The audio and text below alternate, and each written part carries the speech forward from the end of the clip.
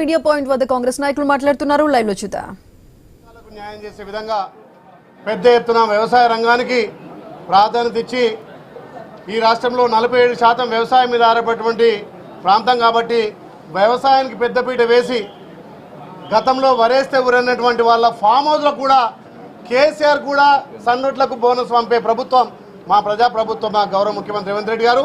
మరి బడ్జెట్ పేద ప్రజల కోసం, రైతుల కోసం, విద్యార్థుల కోసం, నిరుద్యోగుల కోసం, ఉద్యోగాల భద్రత, వాళ్ళ ఇన్సూరెన్స్ కోసం ప్రతి ఒక్కరికి ఇలా బీమా కల్పించే ఈ బడ్జెట్ ఎంతో పెద్దగా ఉంటే మా దీన్ని కూడా జీర్ణించుకోలేని ప్రతిపక్షాలు, ఈ బడ్జెట్ చదువుతుంటే వినలేని ప్రతిపక్షాలు మరి 10 ఏళ్ళు తెలంగాణ ప్రజలలో చెవులో పువ్వులు పెట్టి మరి వాళ్ళకు వినూత్నంగా వాళ్ళు చెవులలో పూలు పెట్టడం నిజంగా సిగ్గుచేటుగా ఇలా తెలంగాణ ప్రజలు గమనిస్తున్నారు. ముఖ్యంగా ఈ బడ్జెట్ ఇలా 2026-2027 3,24,234 కోట్లతోటి ఈ రాష్ట్ర బరవేజ్ పెడితే దాని మూలధనం 47,267 కోట్లుగా, రెవెన్యూ ద్వారా 2,34,406 కోట్లతోటి మరి అన్ని రంగాలకు ముఖ్యంగా వ్యవసాయ రంగానికి పెద్ద ఎత్తున పెద్దపీట వేసి 16.6% తోటి వ్యవసాయ రంగానికి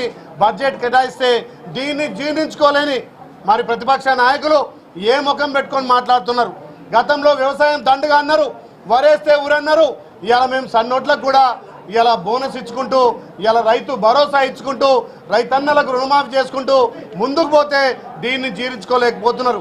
10 ఏళ్లుగా తెలంగాణ సంపదను పంది కొక్కులు లెక్క మేసి ఇలా పేద ప్రజలకు, పేద విద్యార్థులకు ఇలా మేము అల్పాహారం పెడుతుంటే ఇంటర్మీడియట్ విద్యార్థులకు మంచి భోజన సదుపాయంతో ఇలా భోజనాలు ఏర్పాటు చేస్తుంటే ఒక పెరిగే దశలో వాళ్లకు పాలు, గుడ్లు ఇలా ఉన్నటువంటి అన్ని రకాల వాళ్ళకి ఏర్పాటు చేసి వాళ్ళకు మంచి దశలో మంచి నాణ్యమైన విద్యతో పాటు నాణ్యమైన పౌష్టికాహారాన్ని అందించి వాళ్ళ మేధాశక్తిని పెంచి రేపు దేశానికే మంచి ఆదర్శమైనటువంటి పౌరులుగా ఉపయోగపడాలనే ఉద్దేశంతో ఇంటర్మీడియట్ స్థాయిలో కూడా పాలతో పాటు జావా 3 రోజులు పాలు 3 రోజులు జావా వాళ్లకు నాణ్యమైనటువంటి ఆహారాన్ని అందిస్తే దాన్ని కూడా జీర్ణించుకోలేని ఈ ప్రతిపక్ష నాయకులు చిల్లర మల్లర మాట్లాడుతున్నారు.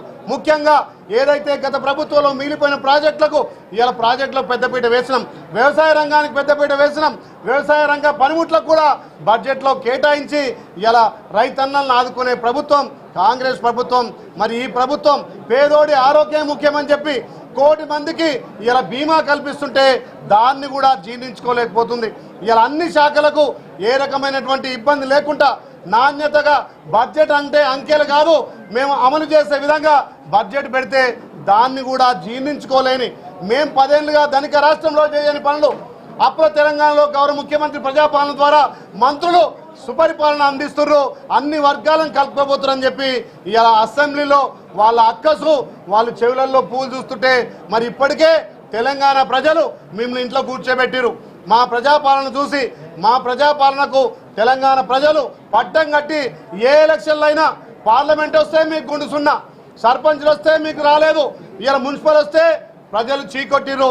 మీ హైదరాబాద్ జరిగినటువంటి కంటోన్మెంట్ కానీ జూబ్లీస్లో మిమ్మల్ని చీకొట్టినా ఇంకా తెలంగాణ ప్రజలను గారడి చేసి మాయ మాటలు చెప్పి 6 గ్యారంటీలు అంటున్నారు. మరి 6 గ్యారంటీలు అమలవుతున్నట్టు పెద్దపీట వేస్తే మీకు కానొస్తలేదా? 60 రూపాయల బతుకమ్మ చీర ఇచ్చి మహిళలను అగౌరవపరిస్తే గౌరవ ముఖ్యమంత్రి రేవంత్ అన్న ఒక పెద్దన్నగా పెద్ద కొడుకుగా ఇలా మహిళలకు ఇందిరమ్మ చీరలు ఇస్తుంటే అవి కట్టుకొని పండుగ వాతావరణం లెక్క ఆ ఇందిరమ్మ చీరలు కట్టుకుంటే ఓర్వలేని మీరు ఇలా తెలంగాణలో ఈ బడ్జెట్ విషయంలో మీరు దాన్ని వినడానికి కూడా మీకు ఇష్టం లేదంటే తెలంగాణ ద్రోహులుగా మీరు మిగిలిపోతారు.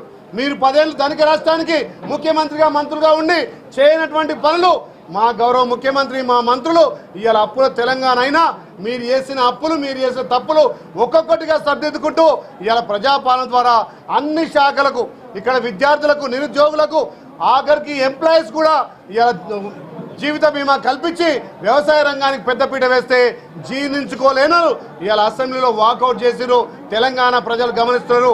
ఈ బడ్జెట్ ఇలా అక్షరాల అమలయ్యే విధంగా అన్ని శాఖలకు పెద్దపీట వేసి ముఖ్యంగా రైతాంగానికి పెద్దపీట వేసినట్టు బడ్జెట్ కాబట్టి ప్రాజెక్టులన్నీ పూర్తి చేసి ప్రతి ఎకరాకు నీళ్లు ఇవ్వాలనే లక్ష్యంతో ఈ బడ్జెట్ ముందుకు పోతుంది కాబట్టి తెలంగాణ ప్రజలు గమనించాలి. ఇవాళ ఈ ప్రతిపక్షాలు చిల్లర మల్లరగా వాళ్ళు మైక్